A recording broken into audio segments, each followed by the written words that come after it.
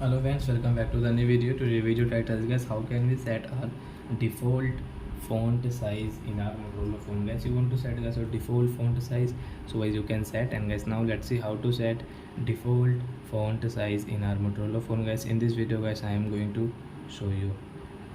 So before starting video friends, I want to tell you guys, if you're new in my channel, so guys, first of all go and subscribe my channel, click the bell icon and like my video. So friends, now let's start video friends. First of all guys, open your phone setting. Then guys, click on your display setting. Then guys, click on this advanced setting and guys, scroll it, and guys, you can see your font size. So guys, tap here. Then guys, you can see there are 4 sizes guys. First this large, and guys, you can see your default and guys, small size. So example, as I told you guys, default size guys, tap here default size and guys, come back, and your font size will default in your Motorola phone.